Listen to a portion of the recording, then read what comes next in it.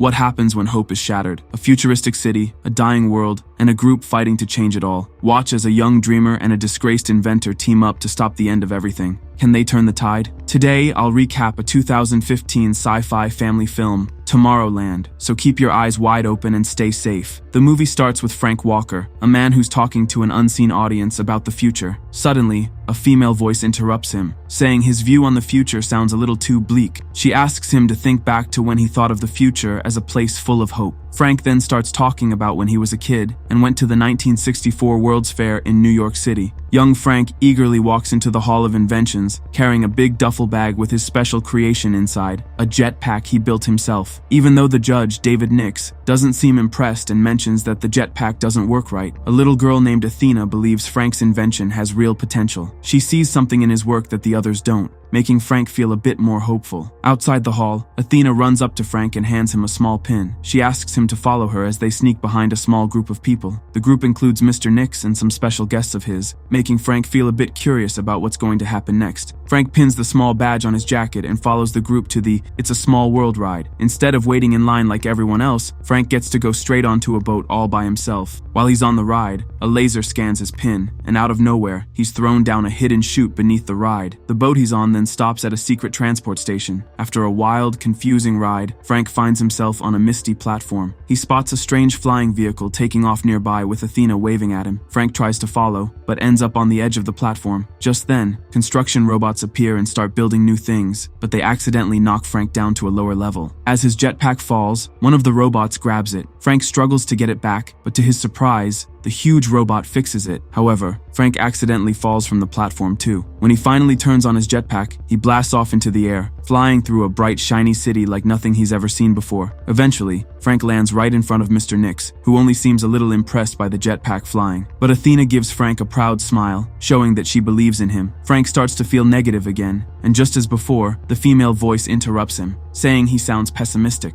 When Frank asks if the voice would rather take over telling the story, it agrees. That's when we meet Casey Newton, who cheerfully says that she's an optimist. We briefly see a young Casey pointing at stars in the night sky before the scene changes to the present day. One evening, Casey sneaks into a NASA launch pad in Cape Canaveral, Florida, where they're tearing it down. She secretly messes with 3 construction cranes to slow things down. When she gets home, her dad tells her that the end of the space shuttle's old launch site is already decided, but Casey still feels like she's making a difference by trying to stop the destruction. Without Casey noticing, a shadowy figure follows her from the NASA site all the way to her house. Quietly, the figure slips a small pin onto the helmet hanging from her motorcycle handlebar. The next day, Casey's dad, Eddie, talks about how, even though he's a NASA engineer, he feels like he can't do anything important anymore. But Casey, always the optimist, reminds him of the story of 2 wolves, one filled with light and hope and the other with darkness and despair. She tells him that, like he once told her, the wolf that wins is the one you choose to feed. At school, Casey starts to feel out of place. In every class, her teachers talk about nuclear disasters, dying planets, and the fall of governments, but all Casey can think about is one question: how can we fix it? Sadly, no one seems to have an answer. After hearing that NASA brought in equipment from Orlando to keep taking apart the platform, Casey decides to stop them. She rushes over to the site, but unfortunately, she gets caught by NASA security. After her dad helps her out of jail, Casey gathers her things, but she's shocked when she finds a small pin with the letter T on it. When she picks it up, she's even more surprised as it seems to send her to a huge, endless wheat field with a futuristic city far away in the distance. On the way home, Casey tries to show the pin to her dad, but when Eddie touches it, nothing happens at all. They both look at it, puzzled, wondering why it worked for her but not for him. Later that evening,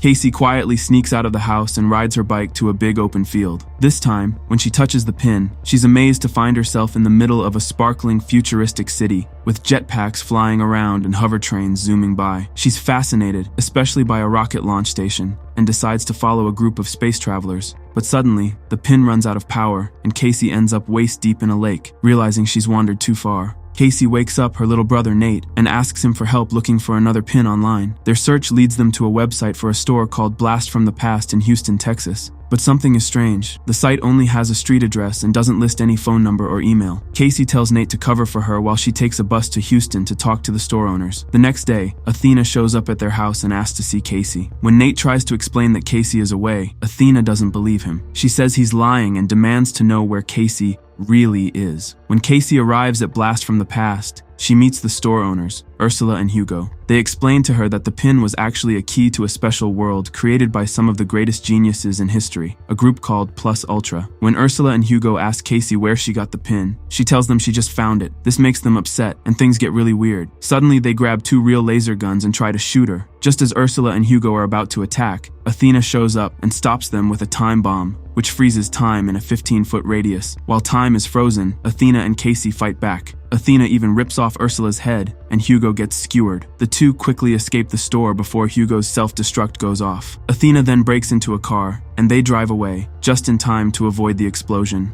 In the car, Athena tells Casey that the 2 people they met were actually audio animatronic figures. She also admits that she's the one who gave Casey the pin. But as they talk, Casey starts to notice something strange. The fight has hurt Athena, and Casey begins to panic when she realizes that Athena is actually a robot. Casey tries to run away, but Athena chases after her. Just as she's about to escape, a truck crashes into Athena, giving Casey a chance to take the truck. However, Athena quickly recovers and catches up to Casey. She tells Casey that she's from the place Casey saw when she touched the pin, which was her last one, but warns her that it might not be around much longer. After talking for a bit, Casey decides she can trust Athena and agrees that she won't be harmed. Athena then asks Casey to drive to Pittsfield, New York, so they can meet a man named Frank Walker. In Houston, police are searching through the wreckage of the store when a black van pulls up. Several people get out, led by a smiling man who introduces himself as Dave Clark. When one of the officers finds Ursula's charred head, Dave pulls out a device that instantly disintegrates the officers nearby. Once the police are gone, Dave tells the rest of his team to contact Governor Nix. After driving all night, Casey starts to feel really tired and decides to let Athena take over the driving. When Casey wakes up, she finds herself on the side of the road, and Athena is already driving away. As Casey spots a mailbox with the name Walker on it, she decides to ignore the no trespassing sign and enters the property. She soon hears a dog barking and sees it, but when she notices it leaves no paw prints in the dirt, she realizes it's just a lifelike hologram. Casey walks up to the front door, but a man on the other side tells her to leave. When she insists on being taken to the place the pin showed her, a blast of energy sends her flying backward, and then Frank walks out. As Casey begs to be taken to the place she saw, Frank explains that it doesn't actually exist. He tells her that what she saw was just a commercial for the place,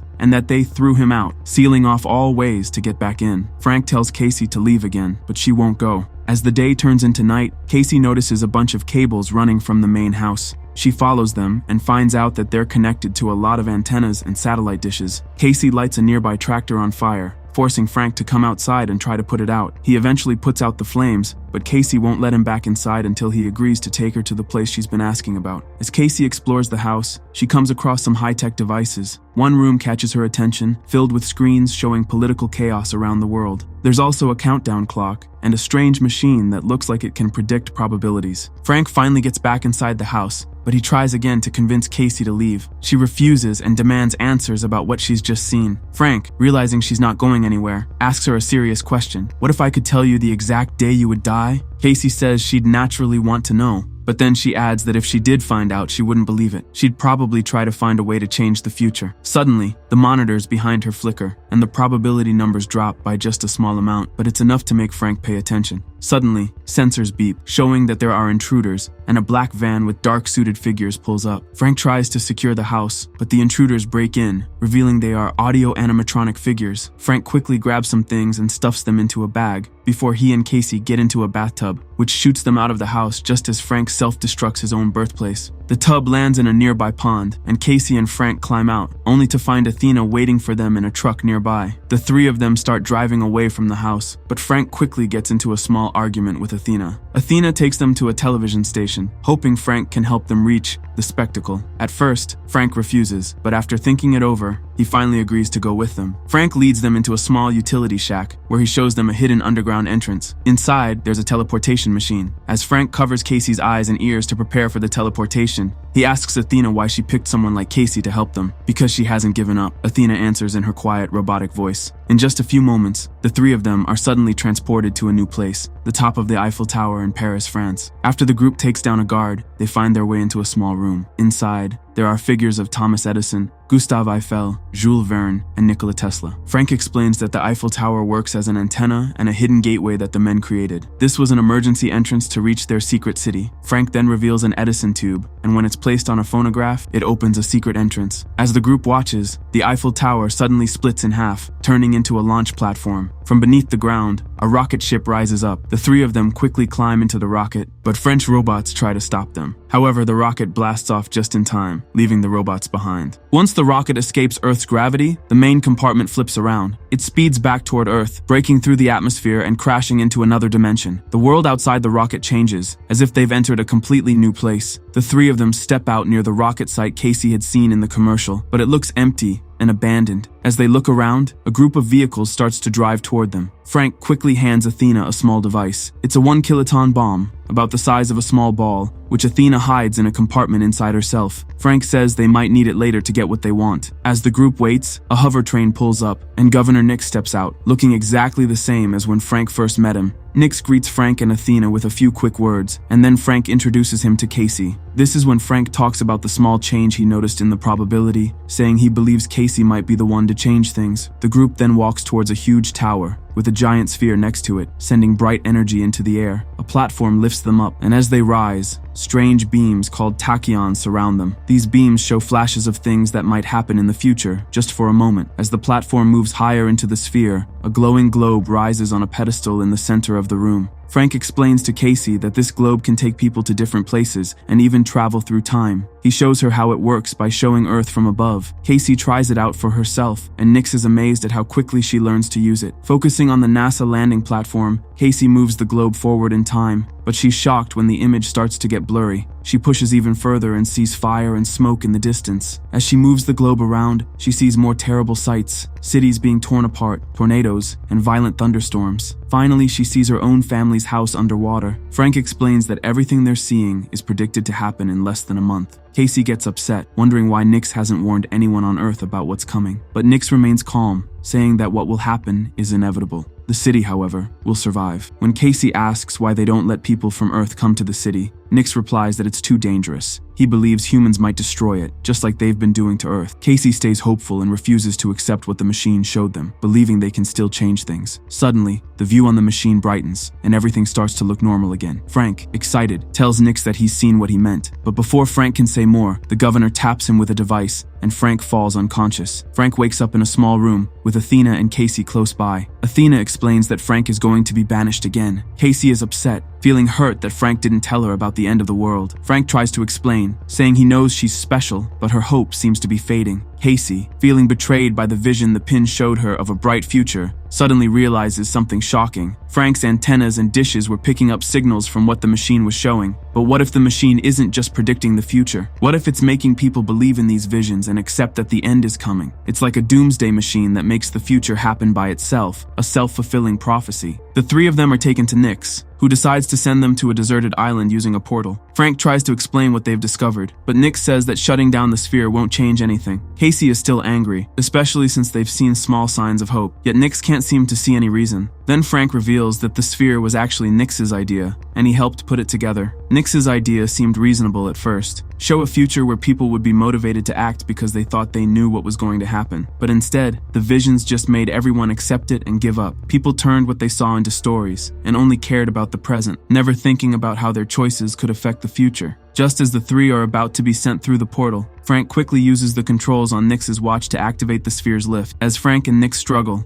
Frank tells Athena to use the 1-kiloton bomb to blow up the sphere. Nix quickly activates 2 robots, and Athena gets captured. Athena throws the device to Casey, and she climbs onto the platform. Casey manages to arm the device, but during the struggle, Nix stops the platform from rising. With no way to go up and the device armed, Casey throws the bomb through the portal. Athena shuts the portal just before it explodes. The blast causes part of the building to collapse, and it falls on Nix's leg, trapping him on the ground. Suddenly, Athena sees Nix shoot Frank with a laser gun, but then she realizes it was just a vision of the future. As she watches what's really happening, she runs into the line of fire and takes the blast herself. Frank tries to get Athena to a repair station, but she tells him she can't be fixed. As she starts to shut down, Athena shows Frank some of her memories through logs. One of the logs shows Athena's fear about what might happen when Frank finds out she isn't human, but she still wants to help him because she feels like she helps inspire his creativity. Another log reveals that Athena might be having feelings for Frank, but she decides not to tell him about it. The final transmission shows the year 1984, when Frank was exiled from Tomorrowland and blamed Athena for what had happened. Athena explains that she can still be helpful to Frank.